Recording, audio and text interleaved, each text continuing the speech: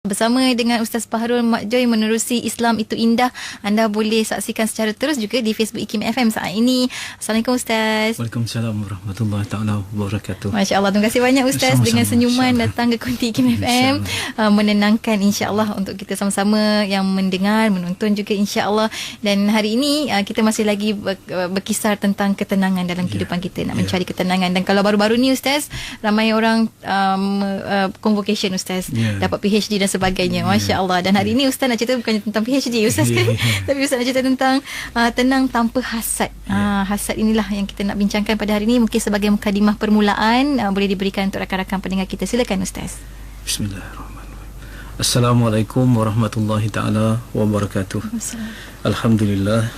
Alhamdulillahilladzi hadana li hadza wa ma kunna linahtadiya laula an hadanallah. Wassalatu wassalamu ala Rasulillah wa ala alihi wa sahbihi wa man walah. Rabbi shrah li sadri wa yassir li amri wahlul 'uqdatam min lisani yafqahu qawli. Subhanaka la ilma lana illa ma 'allamtana innaka antal alimul hakim.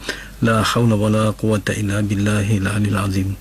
Yang saya hormati, lagi saya kasih Puan Nurhayati, seterusnya kepada seluruh para pendengar dan penonton radio dan TV IKIM yang dikasihi sekalian. Alhamdulillah, syukur kepada Allah Subhanahu Wa Taala kerana dengan izin serta limpah kurnianya hidayah dan taufik Allah telah memilih kita untuk berada dalam ruangan ilmu ini. Mudah-mudahan Allah Subhanahu Wa Taala akan sentiasa menitipkan kebaikan dalam kehidupan kita. Kerana dengan kebaikan itulah insya-Allah kita akan mendapat ketenangan di dunia dan ketenangan di akhirat insya-Allah. Semua orang ingin berjaya. Ini fitrah ya. Seperti mana kata Puan Hati tadi, ramai orang hari ini dapat PhD, dapat kata bachelor, semua dapat lulusan yang tinggi-tinggi ya, belum graduasi. Baik. Saya nak bercakap tentang PhD juga. Ada satu PhD ni maksudnya dalam Islam tidak ada PhD. Maksudnya PhD tu quote and unquote lah. Pelajaran habis dah, tak ada ya. Artinya pelajaran kita berterusan minal mahdi ilal lahdi. Jadi daripada liang lahat, daripada buayan hinggalah ke liang lahat. Jadi tidak ada pelajaran habis dah di dalam hidup seorang Islam ya. Yang kedua, PhD ada juga yang ada konotasi negatif ya, iaitu penyakit hasad dengki. Jadi perkara itulah yang saya ingin insya-Allah bincangkan bersama, iaitu tenang tanpa hasad. Tajuk kita pada pagi ini, tenang tanpa hasad. Kita inginkan kejayaan, tetapi kita ingin kejayaan yang tidak menghilangkan ketenangan dalam hidup kita ya. Jadi ramai orang yang berjaya, tetapi berjaya tu menghilangkan ketenangan daripada hatinya. Jadi artinya itu bukan berjaya lah. Kalau berjaya mengikut Islam, mesti kita berjaya. Pada masa yang sama, kita tidak hilang ketenangan. Sebab itu, kita kena revise selalu apakah erti kejayaan dan bagaimana kaedah untuk mencapai kejayaan itu. Allah Subhanahu Wa Taala dalam kita lihat secara rumusan ataupun rangkuman di dalam Al-Quran dan Sunnah, berjaya itu apabila kita dapat ataupun berjaya menjadi hamba Allah, mengikut jalan yang ditunjukkan oleh sunnah Rasulullah sallallahu alaihi wasallam. Jadi matlamatnya keredaan Allah, jalannya adalah jalan yang ditunjukkan oleh Rasulullah sallallahu alaihi wasallam. Jadi kalau kita berjaya menjadi hamba Allah dengan jalan yang ditunjukkan oleh Rasulullah sallallahu alaihi wasallam, itulah kejayaan dan itulah ketenangan dan itulah kebahagiaan. Jadi itu sebenarnya takrifnya. Jadi sebab itu subhanallah, dalam kehidupan kita ini ya, mungkin kita berjaya dalam pelajaran, belum tentu kita berjaya dalam kehidupan. Mungkin kita berjaya di sudut kebendaan, tetapi kita gagal di sudut kerohanian ya. Jadi tetapi apabila kita dapat menjadi yang dikata hamba Allah, dan kita dapat menjadi hamba Allah dengan jalan yang ditunjukkan oleh Rasulullah sallallahu alaihi wasallam, itulah kebahagiaan yang hakiki. Dan itulah yang dikatakan dalam kalimah syahadah kita, la ilaha illallah Muhammadur Rasulullah. Tidak ada Tuhan yang kita sembah melainkan Allah, dan juga kita mengakui bahawa Rasulullah sallallahu alaihi wasallam, Nabi Muhammad itu adalah rasul ataupun yang diutuskan oleh Allah Subhanahu Wa Taala. Untuk itu, untuk kita berjaya, kita mesti jauhi kebencian Allah Subhanahu Wa Taala ya. Jadi salah satu sifat yang mana ada pada hati kita menyebabkan Allah benci ialah hasad. Jadi kalau ada hasad, kita automatically orang tu tidak berjaya. Kalau ada hasad di dalam hatinya, artinya Allah Subhanahu Wa Taala tak bagi dia kejayaan sebab Allah dah benci. Jadi gitulah. Sebab itu kita perlu berusaha sungguh-sungguh supaya kita menghilangkan sifat hasad di dalam hati kita, ya. Buktinya kalau kita lihat, kalaupun kita banyak ibadah, walaupun kita banyak kebaikan, tetapi ada sifat hasad, maka Allah Subhanahu Wa Taala tetap membenci kita. Ini yang terjadi kepada iblis. Iblis ni ahli ibadah. Dia beribadah begitu lama kepada Allah Subhanahu Wa Taala. Tetapi apabila iblis ada sifat hasad kepada Nabi Adam alaihissalam, maka segala kebaikan itu tidak berguna. Akhirnya iblis sudah terkenal dengan laknatullah, yang dilaknat oleh Allah, yang dibenci oleh Allah Subhanahu Wa Taala. Jadi apa yang kita boleh pelajari, walaupun kita banyak ibadah, walaupun kita banyak kebaikan yang kita lakukan, walaupun tinggi ilmu kita sekalipun, tetapi ada saja penyakit hasad, maka itu menyebabkan Allah benci kita. Jadi tak bergunalah amalan kita, ya, tak bergunalah ilmu kita sekiranya ada hasad di hati kita. Jadi sebab itu Allah Subhanahu Wa Taala menegaskan, ya, banyak dalam Al-Quran bahawa nikmat daripada Allah ni kurniaan, sama ada kurniaan yang dalam bentuk maknawi ataupun agama, keimanan, ke pangkat di sisi Allah, ataupun nikmat yang Allah berikan di sudut fizikal dan material. Allah tak sama ratakan antara sama manusia. Ada yang Allah lebihkan, ada yang Allah kurangkan, ya. Supaya apa? Supaya nanti kamu saling membantu, kata Allah. Tetapi sebaliknya sekarang ni terjadi yang tak elok. Bila Allah lebihkan seseorang daripada seorang yang lain, timbul hasad di kalangan kita. Padahal itu adalah jembatan kasih sayang supaya orang yang mendapat nikmat itu membantu yang kurang itu dapat mengasihi orang di atas kerana adanya bantuan daripada orang yang lebih kaya itu. Baik. Apa dia erti hasad? Apa erti hasad ni? Hasad ni kalau kita tengok dalam kitab-kitab tasawuf, ya, dia kata hasad ini ialah benci apabila orang lain mendapat nikmat. Benci, tak suka apabila orang lain mendapat nikmat. Ataupun yang kedua ialah kita cuba menghilangkan nikmat yang di tangan orang lain itu dengan lisan dan perbuatan kita. Mula-mula kita tak suka orang tu dapat nikmat, sama ada nikmat tu di sudut ukhrawi ataupun nikmat di sudut duniawi. Misal kata orang itu, misal kata dia disanjung kerana kebaikannya, kita hasad, tak suka dan sebagainya. Akhirnya kita usahakan dengan lidah dan juga dengan tindakan kita untuk supaya nikmat orang itu tidak diiktiraf atau tidak diakui. Kita kata, alah, dia tu buat kebaikan derma sini sana, mungkin riak aja, kita kata gitu. Ataupun mungkin kita gunakan perkataan kita ataupun perbuatan kita untuk kita tak menunjukkan kita tak suka dia mendapat macam menidakkan, ya, betul perkataan itu, menidakkan, ya, kata dengan kata-kata dan tindakan kita. Baik, mengikut Imam Nawawi pula, ya, apa dia katakan hasad itu ialah senang je, tidak gembira dengan nikmat orang lain. Itu je. Tidak gembira je dengan nikmat orang lain. Jadi dan kita gembira kalau nikmat itu pada kita. Jadi kalau kita tengok orang tu dapat nikmat-nikmat macam ni, kita tak gembira dengan nikmat yang orang lain dapat, dan kita gembira kalau nikmat tu ada pada kita. Ini tidak. Orang kata, kenapa hasad ni dibenci? Baru kita tahu sebab dia bertentangan sangat dengan sifat iman, dengan sifat-sifat orang yang beriman. Orang beriman tu apa dia? La yu'minu ahadukum hatta yuhibba li akhihi ma yuhibbu li nafsi. Ya, tidak sempurna iman seorang hingga dia mengasihi saudaranya seperti mana ia mengasihi dirinya sendiri. Jadi kalau nikmat orang lain tu dapat, dia tak suka, dan dia suka nikmat tu hanya untuk dirinya saja. Jadi itu yang kata Imam Nawawi, itulah orang yang hasad. Jadi kalau kita lihat pula pengertian daripada Imam Ghazali rahimahullah taala, hasad ni ada tahap-tahap dia. Ada tahap-tahap dia, ya. Jadi kita nak tengoklah muhasabah, bukan nak tengok hasad orang, nak tengok hasad kita, ya. Supaya dengan maklumat ini kita dapat memperbaiki diri kita. Sebab ilmu ini sifatnya ialah menyuluh kelemahan diri kita. Baik. Pertama, ini hasad yang paling orang kata sederhana lah, ya. Dia ingin nikmat orang tu hilang, ya. Nikmat orang yang dihasad, yang dimiliki orang yang dihasad tu hilang, supaya dia saja yang dapat. Dia hendak orang tu hilang nikmat, dan nikmat tu dia saja yang dapat. Itu tahap yang pertama. Yang kedua, dia ingin nikmat tu hilang, dia tak dapat pun tak apa. Ini lebih teruk lagi. Asal sama-sama tak dapat cukup. Maksudnya ini yang kita kata. Yang tadi dia nak nikmat tu, yang pertama dia nikmat orang tu hilang, dan yang dia hilang dapat. Tu dia dapat. Yang ini nikmat tu dia nak orang tu hilang, kalau dia tak dapat pun tak apa, asalkan pokoknya dua-dua tak dapat. Itu ada puas hati, paling kurang dia tak lebih. Tak lebih. Dia nak sama-sama tak dapat pun tak apa, ya. Ini ada peringkat kedua. Jadi kita tengoklah dalam kehidupan kita sehari-hari, ya. Kita okey, kalau kita tak suka orang tu berjaya, ya, kita nak orang tu gagal. Kita gagal pun tak apa. Itu peringkat yang lebih teruk lagi daripada peringkat tadi tu, ya. Baik, yang ketiga, dia tidak ingin nikmat orang tu hilang. Ya, dia tak ingin orang nikmat hilang. Cuma dia rasa tak suka orang tu lebih daripada dia. Dia tak maulah kalau tengok misal kata orang tu ada kelulusan yang tinggi, ada ilmu yang tinggi, betul, ada harta yang lebih, dia tak mau orang tu hilang. Nikmat tu, harta dia tak mau orang tu hilang harta dia tak mau orang tu hilang ilmu dia. Tetapi apa yang dia tak suka, tak benci, sebab apa? Orang tu lebih daripada dia, itu je.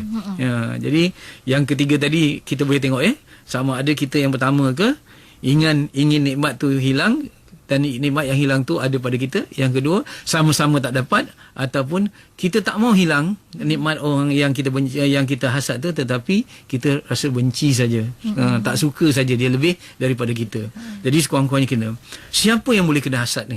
Siapa yang boleh kena berpotensi untuk dapat hasad ni? Subhanallah, ya. Kalau kita tengok penyakit-penyakit lahiriah ni, macam kalau kita tengok denggi, siapa yang berpotensi? Kalau ada tempat-tempat pembiakan nyamuk, misal kata, jadi orang yang berjaga kebersihan tak dapat, supaya kita jaga sungguh-sungguh. Jadi subhanallah, orang yang boleh dihinggapi atau mengalami ataupun mengidap penyakit hasad ini ialah orang beriman pun boleh kena. Ini orang beriman pun boleh kena. Maksudnya bukan saja kepada orang yang memang jahat, tetapi orang yang baik pun boleh kena penyakit hasad kalau dia tak jaga diri dia sungguh-sungguh. Jadi specialnya ataupun istimewanya, sifat khususiah bagi sifat hasad ini ialah dia mudah menimpa di kalangan yang sebaya, ataupun yang satu profession, ataupun yang satu status. Satu sebaya lah. Maksudnya kalau marah, sifat mazmumah marah tu dia mudah menyerang kepada orang yang lebih tinggi, kepada orang yang lebih bawah. Sebab bila kita ada kuasa atas sikit, kita boleh marah ke bawah, kan. Jadi tetapi hasad dengki ni dia kena sebaya. Baru dia boleh kena hasad tu. Contoh yang boleh kena hasad ni ialah adik-beradik. Adik-beradik boleh berlaku hasad dengki sesama adik-beradik.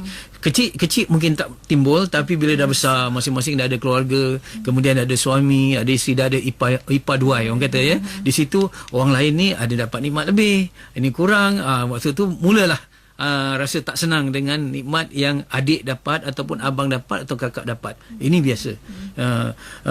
Kalau kita lihat, ini selalu terjadi kepada adik-beradik. Yang kedua, dia terjadi kalau berlaku kepada rakan sekerja yang sama pangkat, sama level.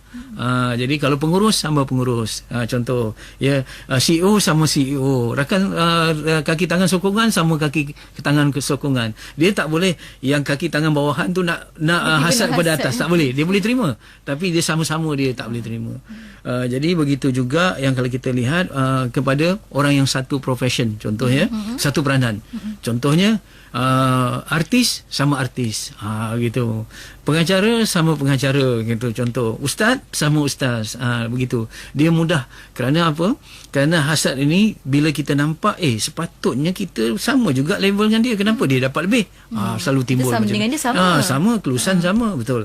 Aku pun ustaz juga, kau pun ustaz juga, kenapa engkau lebih? Misal kata kau penasyid, saya penasyid, tapi engkau kenapa lebih popular daripada aku? Contoh, ya. Begitu juga dalam hal-hal yang berkaitan doktor sama doktor, engineer sama engineer, ya. Begitu juga kalau orang hidup bermadu antara pertama dengan pertama, yang kedua, ketiga, keempat. Begitulah dia, begitu dia selalu yang same level, ya, sama paras dalam kedudukan. Subhanallah, yang paling kita takut ialah ada peringatan. Kalau kita sebagai orang awam ni, bila kita menyebut orang yang atas pada kita, bukan kita nak menuding jari pada orang yang atas kita, tidak. Tetapi kalau orang di atas kita pun boleh kena, apatah lagi kita orang di bawah ni. Contoh, ulama sama ulama. pun boleh kena hasad dengki. Sebab tu misal kata binasa Arab dengan sifat jahiliahnya. Contoh binasa orang kaya dengan sifat kedekutnya, binasa ulama dengan sifat hasadnya. Jadi kita takut Jadi mudah-mudahan kita doalah supaya ulama-ulama kita tidak ditimpa penyakit hasad, kerana penyakit hasad lah yang paling berpotensi untuk kena pada ulama. Sebab itu tanda-tanda ulama yang sebenar kalau kita tengok disenaraikan dia yang berkaitan dengan sifat hasad lah. Bukan yang ciri-ciri ulama amil ini adalah tetapi yang berkaitan dengan sifat hasad ni, pertama, kalau ulama ni dengan orang yang di atas dia tidak ada hasad dengki. Katalah dia ulama peringkat kampung saja, ada orang peringkat dia antarabangsa contoh, ataupun dia hanya mengajar satu kawasan, ada ulama yang mengajar luas pengaruh dia. Jadi dengan ulama yang lebih atas dengan dia tak hasad dengki. Itu tanda dia. Kemudian ulama ni kalau orang yang di bawah dia, contoh ulama yang bawah dia tidak mencerca dan mempelecehkan. Dia kata, apa dia nak tegur aku? Dia kata, aku lagi peringkat besar lagi, aku punya kedudukan. Dia kata, dia berbandingkan dia tu hanya ulama kampung saja, aku ni antarabangsa. Contoh kalau dia mempelecehkan di bawah, itu yang dikatakan bukan ulama sejati. Ataupun yang paling terketara, yang ini yang tidak berkaitan dengan sifat hasad, ialah bila ulama tu cinta dunia. Dia gunakan dunia agamanya untuk membeli dunia itu kemasyhuran, misal kata kekayaan, pengaruh dan sebagainya. Ini baik. Jadi kalau kita lihat apa akibat hasad ni sedikit sebelum kita berkongsi dengan para pendengar. Akibat hasad bagi orang yang ada di dunia ni kalau pertama, dia akan selalu dalam hidupnya sedih je. Tak ceria. Kenapa? Dia tak gembira dengan kegembiraan orang lain. Betul. Saya selalu katakan pada diri saya lah, kalau kita hanya senyum kerana kita gembira, kita akan sedikit tersenyum. Tapi kalau kita senyum untuk menggembirakan orang lain, kita akan banyak tersenyum dalam hidup. Jadi kalau kita nak gembira hanya apabila nikmat datang kepada kita, kita sedikit akan gembira. Tapi kalau kita gembira dengan nikmat orang lain yang orang lain dapat, kita akan banyaklah kegembiraan, kita cerialah. Jadi orang yang hasad ni di dunia dia, pertama, hidupnya penuh dengan kemuraman. Hormon yang dirembeskannya, kalau kita tengok hormon kortisol, hormon ini akan menutup pintu idea. Jadi kalau dia katalah orang yang menulis ataupun orang yang terlibat dalam kerja-kerja kreativiti dan inovasi, pintu idea semua tertutup kalau dia hasad. Kalau dia gembira dengan ciptaan orang lain, dia gembira dengan penemuan orang lain, subhanallah, dia akan dapat ilham-ilham yang baik. Sebab Allah waktu tu dia gembira, Allah bukakan. Jadi dia akan sentiasa diburu oleh stres yang keterlaluan. Subhanallah, tak ada idea, tak ada orang kata, tak ada ilham dan sebagainya. Ini orang yang hasad ni, akhirnya muka dia adalah muka muram, tak pernah nak senyum. Kenapa? Orang hasad ni dia boleh dilihat pada raut wajah dia, orang yang sukar untuk senyum. Kemudian hidup orang yang hasad ni di dunia marah-marah. Sebab kecil pun dia boleh marah. Dan kadang-kadang dia marahkan, kalau kita heran kadang-kadang kenapa dia marah soal yang ni, sepatutnya dia tak marah. Soal ni kecil je, sepatutnya dia tak marah. Tetapi dia sebenarnya yang dia marah tu bukan itu. Dia marah kepada orang yang dia hasad. Itu presenting problem saja. Yang sebenarnya real problemnya ialah hasad. Jadi bila hasad, subhanallah, apa saja yang dilihat buruk saja. Jadi apa yang terkena akan mudahkan dia menyebabkan marah, dan apabila dia marah sukar diredakan. Kalau orang hasad kalau marah tu hanya sifat fitrah saja, semula jadi dah memang dia pemarah sikit dah. Kalau dia marah, dia boleh disedarkan, aku ni pemarah. Tapi orang kerana marah kerana hasad ni berbeza. Orang kerana hasad ni, jadi mungkin kita kata sebab-sebab yang sedikit. Hidupnya sentiasa dipenuhi apa lagi? Tadi sedih, marah-marah, kecewa, geram, sentiasa dalam hatinya tak tenang, sentiasa ada prasangka, sentiasa sibuk jadi spy. Tahu? Spy ni nama kita lah. Kata dalam Quran kata tak jasus. Sibuklah intai orang ni, stalker sini, stalker sana, stalker. Kita dah kata kalau orang yang kita tak suka jangan stalker. Tapi dia stalker juga orang lagi. Dia nak pergi, apa orang ni dapat. Akhirnya dia cari. Jadi bila orang stalker tempat ni, akhirnya dia temu ni banyak. Sebab dia cari. Dan akhirnya dia yang menderita. Sepatutnya dia diam saja. Dan nanti saya akan tiba kepada bagaimana kita menghadapi orang yang hasad. Ada 3 cara. Yang ini kita tengok dulu, kita hasad atau tidak, dan sebagainya. Jadi orang yang hasad di dunia ini dia tidak ada qalbun salim. Dia tak ada hati yang sejahtera. Bila dia tak ada hati yang sejahtera, dia ada apa? Dia ada neraka dulu sebelum neraka di akhirat. Hidupnya penuh dengan huru-hara, hidupnya penuh dengan kebencian, hidupnya penuh dengan racun. Ini yang dikata toxic people. Ya, iaitu orang yang dipenuhi dengan racun. Dia membunuh diri dia dengan kebencian dan juga dia menyebarkan kebencian kepada orang yang berada di sekeliling dia. Jadi mudah-mudahan ya kita jangan jadilah orang yang hasad ni ya. Kita berusahalah insya-Allah. Insya-Allah. Anda dah diagnose diri sendiri belum waktu Ustaz ceritakan tadi? Insya-Allah mudah-mudahan kita dapat muhasabah diri. Waktu ini kita periksa diri sendiri, sambil-sambil tu kita akan berhenti rehat seketika. Selepas ni Ustaz akan berikan juga antara anda cerita tentang tenang tanpa hasad. Jom kita tata hati bersama dengan Ustaz Fahrul Mak Joy di Konti Hikmah FM saat ini. Anda boleh berhubung di talian di 0362051500 ataupun di WhatsApp Hikmah FM di 0112900404. Kita nak ambil pemanggil dulu ke macam mana Ustaz? Boleh ya Ustaz ya? Sebelum kita nak raikan juga antara bagaimana cara-caranya, insya-Allah kita nak bersama dengan pemanggil kita yang pertama. Di talian kita ada dari Johor, Encik Khalid. Silakan Encik Khalid soalannya. Assalamualaikum Ustaz. Betul ada orang mengatakan penyakit pertama berada di langit ditakabur dan di bumi hasad. Ya. Benar ke? Jadi minta pencerahan Ustaz. Assalamualaikum. Terima kasih Tuan Haji Khalid ya. Benar. Kalau kita lihat berkaitan dengan hasad ni hasad yang pertama timbul di langit ialah hasad iblis kepada Nabi Adam AS. Dan hasad yang pertama timbul di bumi ialah hasad Qabil kepada adiknya Habil. Ya, begini. Jadi timbul perbincangan di kalangan para ulama yang mana dulu timbul. Ya. Takabur ke hasad?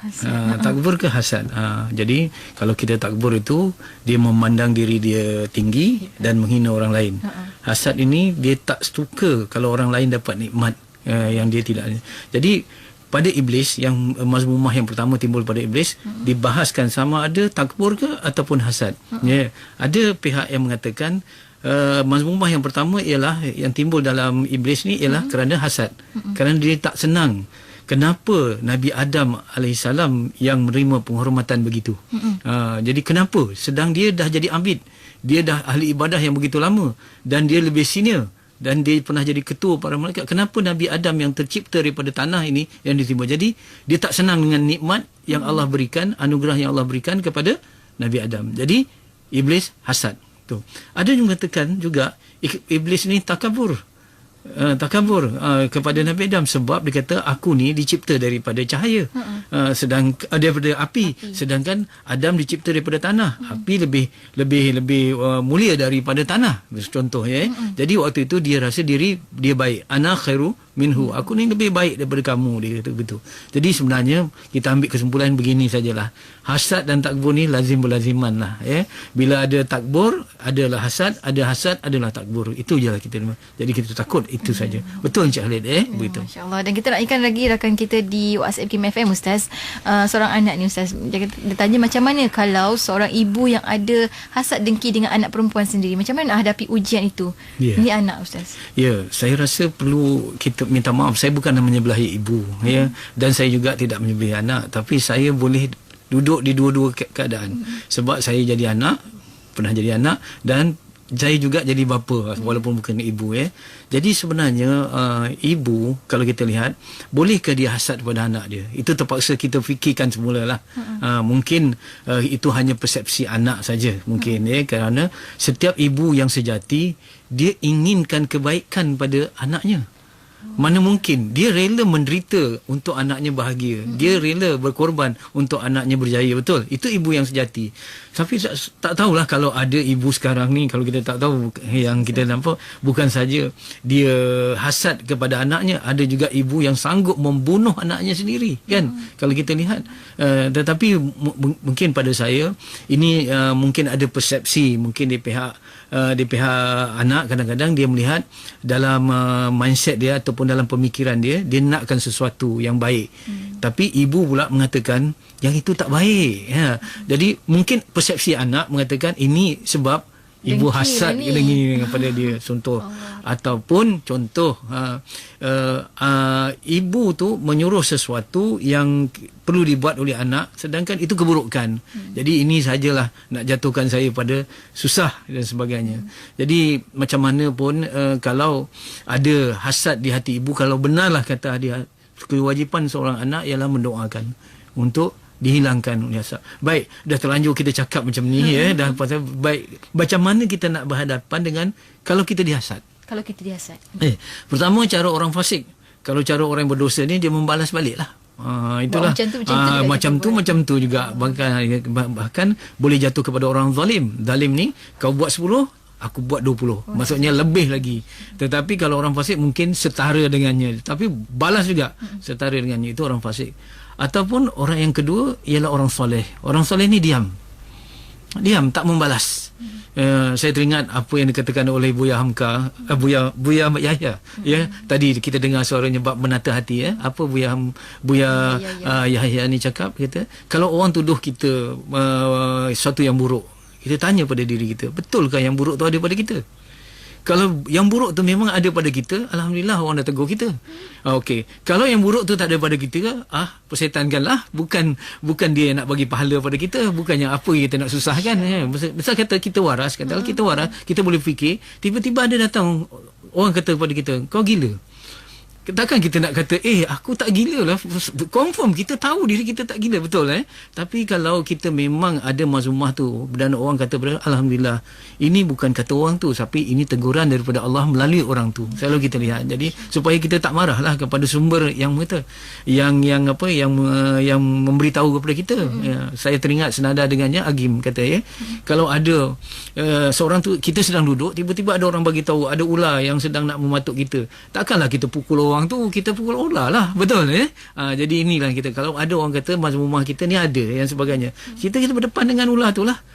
Sebab ular dengan mazmumah, bisa mazmumah tu lebih hebat lagi daripada bisa ular. Jadi apa yang kita nak pukul orang tu dan sebagainya. Jadi sepatutnya kita fokus kepada yang kita hadapi. Jadi untuk anak yang bertanya tadi, sangka baiklah. Pertama, mungkin ibu tadi tak hasad, cuma perspektif kita yang berbeza. Itu yang kedua.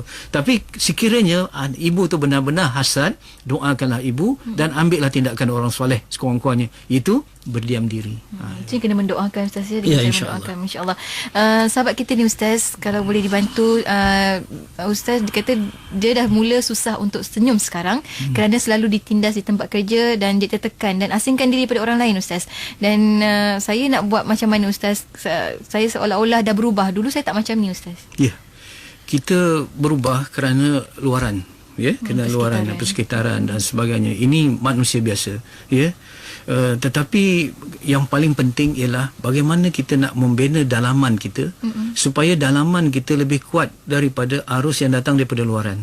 Maksudnya, katalah di luar tu negatif, tapi kalau kita sendiri dapat membina kekuatan diri, yang negatif di luar tu tidak akan dapat merosakkan kita di dalam. Itu Sebab tu saya selalu katakan, ikan yang hidup tidak akan dirosakkan oleh garam yang di laut. Tetapi ikan yang mati, dia hanya setitis garam saja dah masin.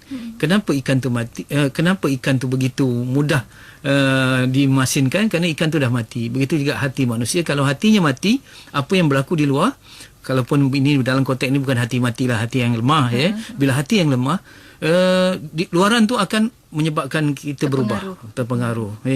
Tetapi kalau hati kita kuat, insya-Allah kita akan dapat mengatasinya. Itu satu hal Yang kedua, kita tidak dapat nafikan juga iman kita ni naik turun dan sebagainya. Jadi kita perlukan bi'ah solehah.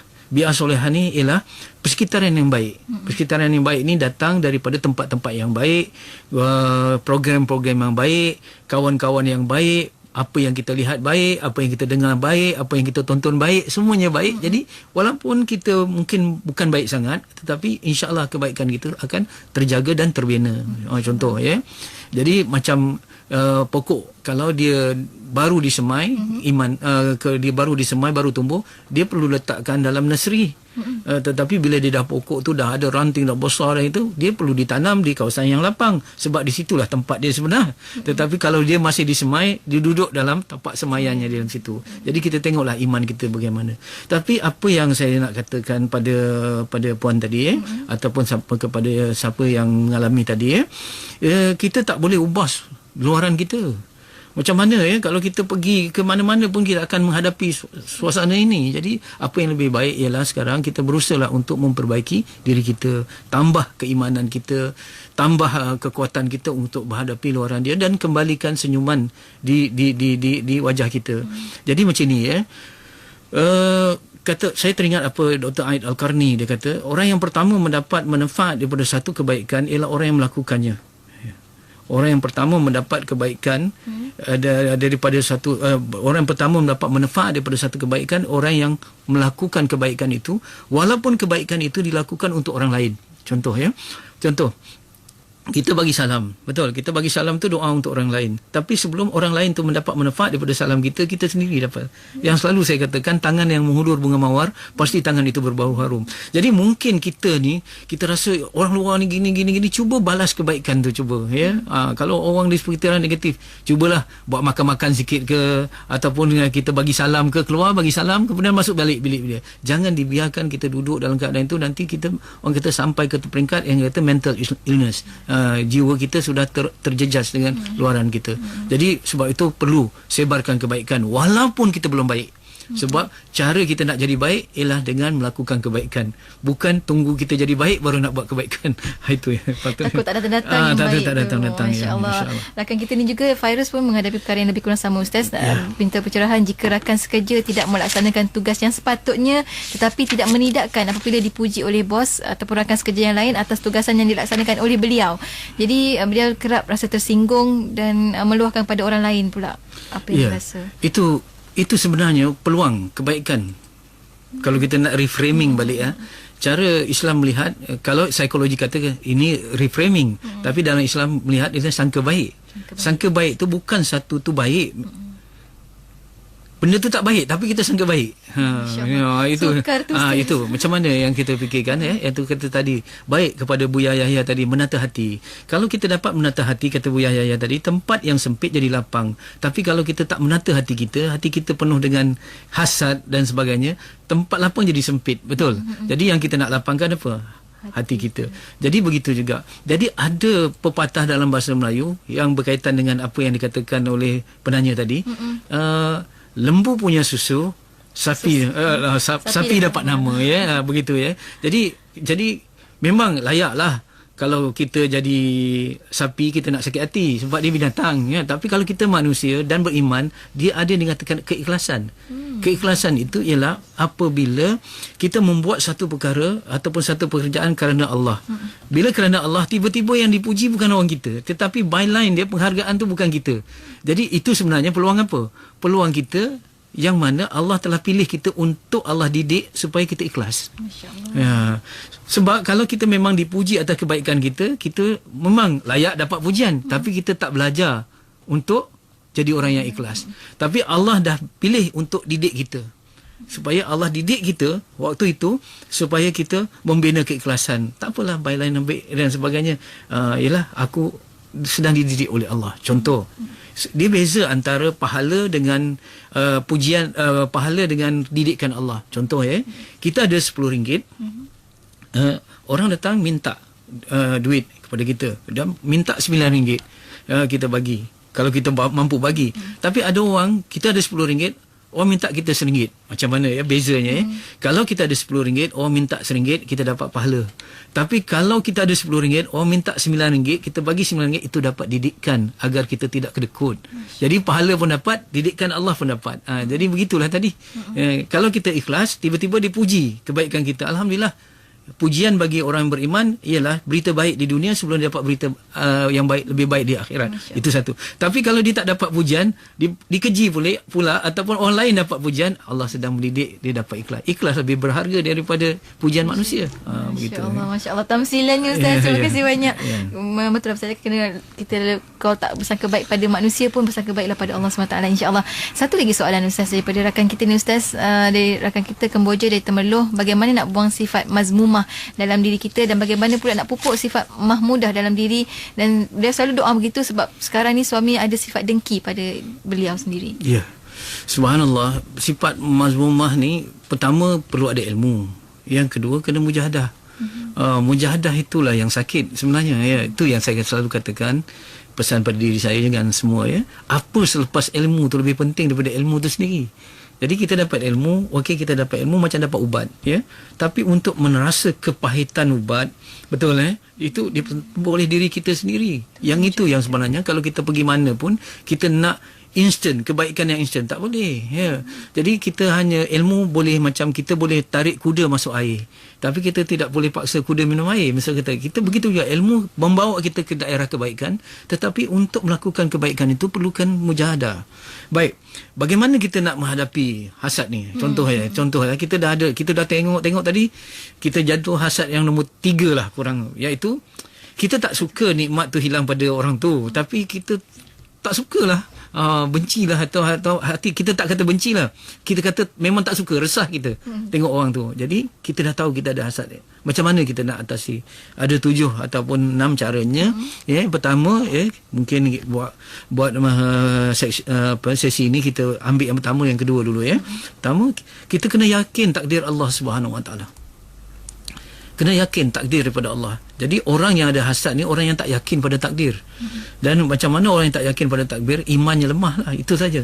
Sebab itu dikatakan, walaupun hasad ini termasuk dari segi sifat-sifat mazmumah, kalau kita bincangkan, tetapi dia ada berkaitan dengan tauhid. Ada berkaitan dengan tauhid. Tauhid itu soal keimanan kita kepada Allah. Bagaimana kita beriman kepada Allah yang Allah Subhanahu Wa Taala itu berkuasa untuk memberi nikmat kepada hambanya mengikut kudratnya, mengikut iradatnya, ikut kemahuan dia. Betul. Jadi kita beriman kepada Allah. Allah itu sifat kudrat, Allah itu sifat iradat. Misalnya contoh, jadi kalau Allah pilih A untuk diberi nikmat yang lebih dan kita tak dapat, artinya kalau kita yakin Allah yang memberi, kita tidak akan rasa. Itu keyakinan itu. Keyakinan Allah bagi dia, Allah tak bagi aku. Jadi kita pertama sangka baik dengan Allah. Ya, tentu yang Allah bagi itu baik untuk dia, yang Allah tak bagi untuk aku ni, tak bagi ni baik untuk aku. Selalu gitu, kita kata. Dan ini perlukan keimanan daripada Allah, kepada Allah, perlukan keimanan. Jadi artinya kita kena ingat, kenal Allah. Kenal Allah tu bukan saja pada namanya, tetapi pada afalnya, pada perbuatan Allah tu sendiri. Jadi begitu. Yang kedua, kita perlu ingat akibat hasad ni. Akibat hasad ni, kalau kita hasad, apa akibat dia? Ya. Jadi tak dapat nikmat daripada Allah tu kecil daripada hasad kerana tak dapat nikmat. Sekali lagi saya ulang, tak dapat nikmat itu hanya musibah yang kecil, tapi hasad kerana tak dapat nikmat itu sebenarnya musibah yang lebih besar. Contoh kita tengok, ya, di dunia tadi berbaloi tak? Muka kita kerut, masam, yang mana kata Buya Yahya tadi, ada jauh je orang dah tak suka kita. Berbaloi tak jadi kita macam tu? Kita menjadi orang kata orang yang beracun, ya, yang meracuni diri kita dan orang sekitar kita. Subhanallah, kalau kita jadi kepala keluarga, ayah, semua orang tak suka. Kalau kita jadi ibu semua menyebabkan muram dalam rumah tangga tu. Ataupun kalau kita jadi ketua pejabat, semua pejabat tu semua, sebab bila ketuanya hasad dan sebagainya. Jadi berbaloi ke kalau kita akibat kita di dunia tak ada qalbun salim? Dan fikirkan, ya, macam mana pula akibat di akhirat? Akibat di akhirat, hasad ni akan menyebabkan kita muflis. Sebab dalam hadis mengatakan bahawa Allah Subhanahu Wa Taala akan berdepan dengan orang yang membawa semua ibadah, semayangnya, puasanya, sedekah banyak begitu, tapi akhirnya dia juga mencela orang, menginaya orang, mencela dan menginaya ni daripada mana ibu dia? Daripada hasad juga. Kenapa kita mencela seorang tu? Tadi yang saya dah kata, kenapa kita menidakkan orang tu dengan celaan lah. Jadi akhirnya dia jadi orang yang muflis. Orang muflis ni macam mana? Pahala-pahala dia kena ambil, diberikan kepada orang yang dihasadnya. Itu satu. Yang kedua, bila pahalanya habis, ambil pula dosa orang lain, ambil kepadanya. Dia dah negatif dan sebagainya. Jadi berbaloi ke? Tak berbaloi yang kita fikir. Akhirnya orang yang hasad ni dalam neraka sebab Allah benci. Ya, amalan kita yang banyak, kita baca Quran, kita misal kata buat kebaikan yang banyak, tetapi hasad akan memakan amalan tu. Jadi apa? Macam api yang membakar kayu yang kering. Tak ada apa-apa. Jadi arang, jadi debu dan sebagainya. Jadi dahlah, ini cerita orang yang beramal banyak ni tau. Tapi yang kita dah amal pun sikit, kemudian terbakar pula dengan hasad, tak berbaloi. Jadi biarlah kita tak dapat yang positif, jangan jadi negatif, cukuplah. Betul. Jadi kalau kita berniaga, kita tak dapat untung, modal bertahan pun cukuplah. Ini dah lah untung, dah dapat modal pun habis semua. Jadi tak berbaloi dia kata. Jadi kita fikir-fikirkanlah begitu ya. Itu dua cara untuk kita mengatasi sifat mazmumah tadi, supaya dengannya ada dorongan untuk kita mujahadah. Mujahadah sakit memang, tetapi akibat tidak mujahadah lebih sakit lagi. Jadi berbaloi ke?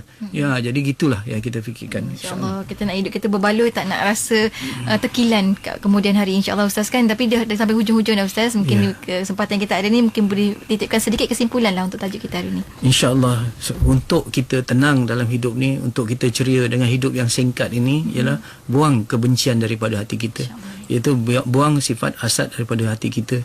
Dan untuk itu, kerana kita akan bergaul dengan orang yang sebaya dengan kita. Ya, selalu kita akan bergaul dengan orang sebaya, rakan sekerja kita, sama level dengan kita dan sebagainya. Bila ada hasad, subhanallah ya, kita subhanallah tidak akan bahagia, tidak akan tenang. Ya, kita sendiri tak tenang dan kita tidak boleh memberi ketenangan kepada orang lain. Jadi subhanallah, marilah kita berjuang bersungguh-sungguh. Dan insya-Allah pada minggu hadapan kita akan tengok bagaimana cara kita untuk membuang hasad dan bagaimana akibat hasad di akhirat yang saya sentuhkan sikit tadi. Dan insya-Allah kita elaboratekan akan datang supaya nantinya insya-Allah kita walaupun dapat sedikit, tak dapat banyak, sedikit tanpa hasad lebih baik daripada banyak tidak bersyukur. Begitu ya, insya-Allah. Dah dapat sedikit, pastikan yang sedikit tu tak ada hasad. Kalau kita dapat sedikit dengan hasad pula, subhanallah, lagi muram hidup kita, insya-Allah. Jom ceria-ceria dengan tiada hasad dalam hati. Semoga Allah hapuskan, pupuskan hasad tu dalam diri kita, insya-Allah. Amin ya rabbal alamin. Doa banyak-banyak. Apa pun, terima kasih banyak Ustaz atas ilmu yang diberikan pada hari ini. Semoga dapat kita amalkan dalam kehidupan kita. Terima kasih sekali lagi Ustaz. Assalamualaikum. Waalaikumsalam warahmatullahi taala wabarakatuh.